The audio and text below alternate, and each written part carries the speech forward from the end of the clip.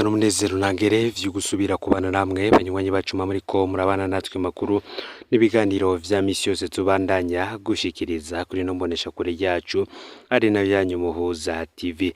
Uyu n'umwanya tugiye kubageza ko amakuru ariko aravugwa agizwe ko ngaha mu gihugu c'u Burundi n'amakuru tugiye kugaruka kuri vyinshi bigiye bitandukanye cane ariko birabana n'ingingo y'amafaranga byose ntuze gucikwa. N'ingingo yafashwe ni banki nkuru y'igihugu BRB yo gusubiriza amanote yakozwe mu mwaka w'ibihumbi 2018 agasubirizwa ayakozwe mu mwaka w'ibihumbi 2022. Kuri ubu hari amagorwa y'abanyagihugu benshi batandukanye bo mu makomine atandukanye y'igihugu aho amahera ya bamwe yoba yarabaye ibipapuro. Muri ano makuru ni vyinshi tuza kubabwira ku ntaye ziriko ziratangwa n'abantu bagiye batandukanye aho baherereye mu gihugu cose mu ntara zigiye zitandukanye, aho hari nk'agahinda ko munyagihugu muri komine gitangwa mu ntara ya Rutana ngo katagira izina, aho abanyagihugu bahamagarwa kuja kwandikisha amanoti yabo y'ibihumbi 10 ndetse n'ibihumbi 5 vy'amafaranga y'abarundi yahahora, ngo uyu munyagihugu yaratonze kuri zone imwe yo muri komine gitanga mu ntara ya Rutana kandi ngakaba yari kumwe n'abandi banyagihugu. Ngariko bumvise ko amafaranga yabo badasubira inyuma bayafise baciye bitahira batayandikishije ngo nibatahura ingene umuntu ajana amahera kuri zone bakamuha agapapuro none kiringo ngo cahavuye kirenga. Uyu munyagihugu aracumukuye amaze kuja muri komine Kayogoro mu ntara ya Makamba ku mugwa mukuru w'intara ya Rutana, aho yarageze ku mugwa mukuru wa komine Gitanga asaba ko bamwakira amahera yiwe, ariko hose bamubwiye ko bidashoboka ngo ayo mahera President Ndayishimiye yaramaze kuyagira ibipapuro. Aho muri komine Gitanga ho havugwa abanyagihugu batigeze banamenya ko amafaranga yahinduwe, abo bose ngo barajumbarariwe. None ga yemwe ngo ninde azobatunganiriza? Ngese icaha cabo ni ikihe kugira ngo udufaranga babiriye akuya duhinduke ibipapuro? Ni vyinshi tuza kugaruka ko muri ano makuru nk'uko nari mpejeje kubibabwira, ariko imbere yuko tubageza ko idonido y'ano makuru reka maze nkubwire ko vyanatangajwe ko bategezwa kubahiriza ingingo y'Ibanki Nkuru y'Igihugu BRB yo kwigenekerezo y'17 ruhesha umwaka w'ibihumbi 2023. Ivyo bikaba biri mw'ikete ryo kwigenekerezo ya 2023 ruhesha uyu mwaka w'ibihumbi 2023, aho Banki Nkuru y'Igihugu yarungikiye amabanki n'amashirahamwe yo kubitsa no kuguranana ibibutsa ko bategerezwa kubahiriza ingingo ya BRB yaciye mw'itangazo ryo kwigenekerezo y'17 ruhesha uyu mwaka w'ibihumbi 2023 rihagarika ingingo y'igitigiri c'amafaranga ntarengwa abiswa canke abikuzwa. Dieudonné Murengera Ntwari arongoye Banki Nkuru y'Igihugu yabandanije yibutsa ko naho biruko bahamagariwe kumenyesha ababijejwe habonetse abikekwa ko bariko babikuza amafaranga menshi ataramenyewe. Ivyo kandi akaba yarabishikirije mu gihe abafise amafaranga hatari hake mu gihugu muri ayo mabanki n'amashirahamwe bataronka amafaranga bipfuza kubikuza, mbere bamwe bakanabura n'urumeca. Fyonda subscribe canke sabone kuri hotel wafise ndako kugira ngo utoja ucikanwa n'amakuru n'ibiganiro tubandanya gushikiriza. Sangiza no makuru kandi bagenza aho bo baherereye hose kugira ngo nabo batoja bacikanwa n'abiriko biravugwa bigizwe ko ngaha mu gihugu c'u Burundi, hanze y'imbibe z'igihugu c'u Burundi ndetse no makungu ya kure. No Muhuza nkwaye kaze mwidonido y'ano makuru. Mu ntara ya Muyinga kamanote mashasha haragisibije. Abanyagihugu b'Imuyinga bari mu ngorane zikomeye kuva hatanguye gukora inoti nshasha z'ibihumbi 10 ndetse n'ibihumbi 5 z'amafaranga y'amarundi. Amafaranga ni make cane. Abaja kubikuza amabanki n'ahandi ntibarenza ibihumbi 100 kuri za LUMICASH na cash, uwurondera udufaranga twe bamutwara 10. Umwe mu banyagihugu baho agira ati, jewe ndi umunyagihugu muto nashaka muzodutangire ubutumwa kumbe haraho bwogira ico buhinduye kuva aho habereye ihindurwa ry'inoti z'amafaranga 5,000 n'iz'ibihumbi 10 by'amafaranga y'amarundi.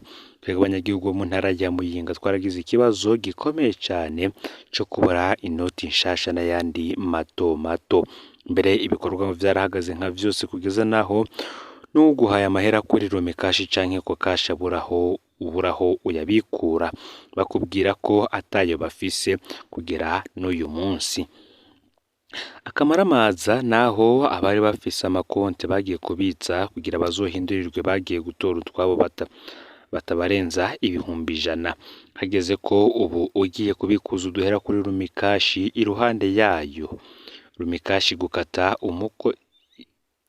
nyuma yayo LUMICASH igukata umukozi wayo bamwe twita baja, nabo kuri ku mafaranga ibihumbi 10 bagukata ko igihumbi akaguha ibihumbi 9 akakubwira ko inoti yiwe atoyiguha uko.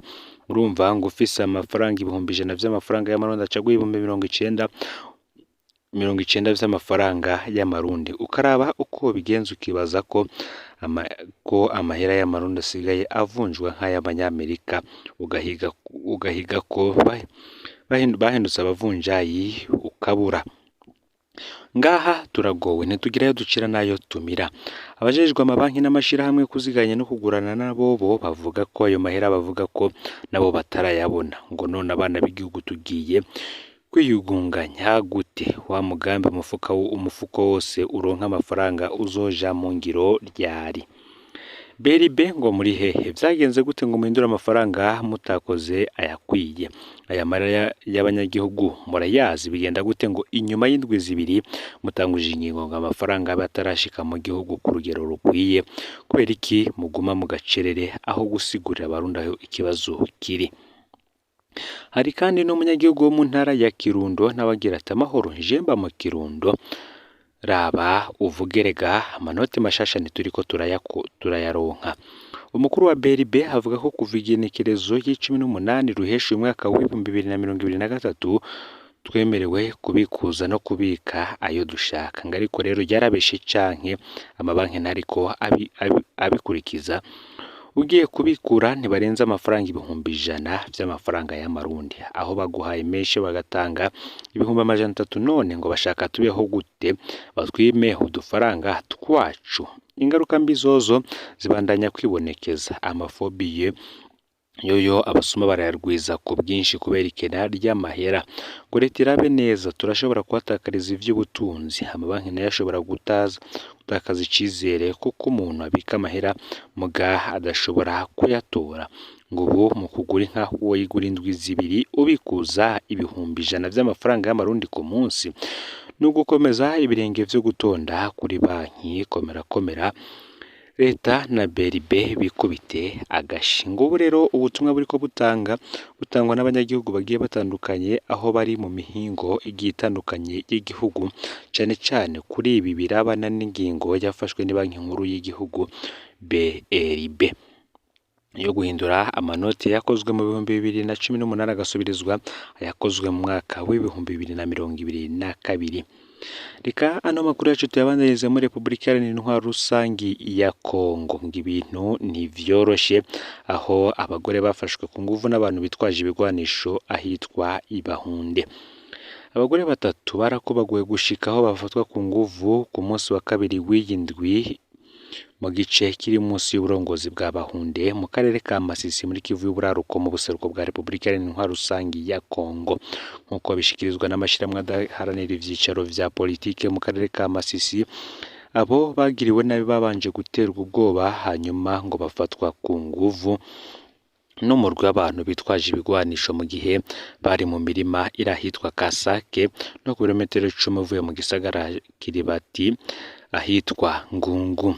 Iryo shirahamwe ryongeye riratomora ko amagara yabo bafashwe ku nguvu ameze nabi cane. Iryo shirahamwe rikaba ryasavye ko hokorwa amatohoza yitondewe ku bijanye n'ivyo vyabaye. Inyuma yo gukorerwa ayo mabi, abo bafashwe ku nguvu baciye batwarwa ku ivuriro riri hafi kugira bakingirwe. Ati turababajwe nuko gufatwa ku nguvu bibaye ku nshuro tutoharura bikozwe n'umurwi w'abasuma. Ku bwacu ngo rateye agahinda kubera ivy'abafatwa ku nguvu bisubiye kugaruka. Dusaba abategetsi boba ngaha canke abarongoye intara gutanguza amatohoza yimbitse kugira abakoze ako kabi bafatwe bongere bishure ivyo bakoze imbere y'ubutungane. Akaba ariko Olivier Kanyejomba arongoye amashirahamwe adaharanira ivyicaro vya politike mu karere ka Masisi yabiteye ivyatsi.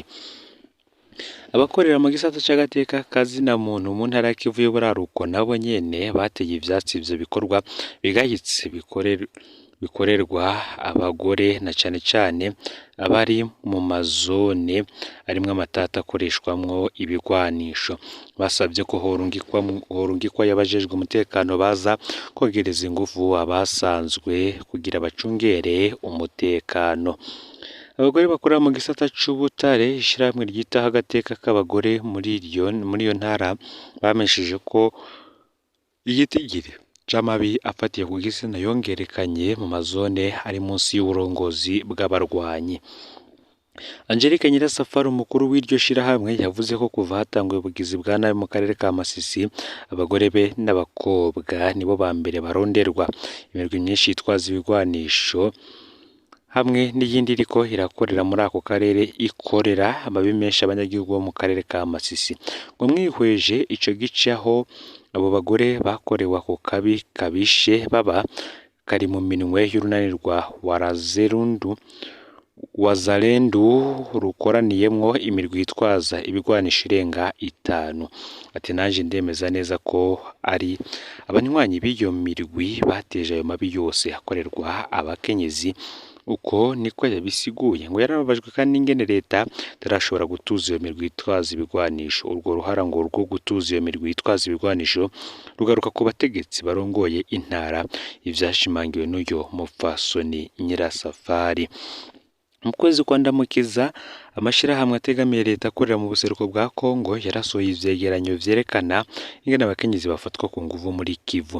Nkuko bishikirizwa na Global Girls Foundation, rimwe muri ayo mashirahamwe, ibiharuro vy'abahinga vyerekana ko abagore bava kuri 3 gushika kuri 6 bafatwa ku nguvu ku munsi mu mazona arimwe amatati akoreshwamwo ibigwanisho na cane cane mu buseruko bwa Kongo. Nabukengurukiye rero we tubanye muri ano makuru yaragezwe ko muri kano kanya. Fyonda subscribe canke sabone kuri wowe utari wafyonda ko kugira ngo utojucikanwa n'amakuru n'ibiganiro tubandanya gushikiriza. Sangiza ano makuru bagenzawe aho baba baherereye hose kugira ngo nabo batoje bacikanwa n'abiriko biravugwa bigeze ko ngaha mu gihugu c'u Burundi, hanze y'imbibe z'igihugu c'u Burundi ndetse no makungu ya kure. Ni Umuhuza TV, Imana ibahezagire.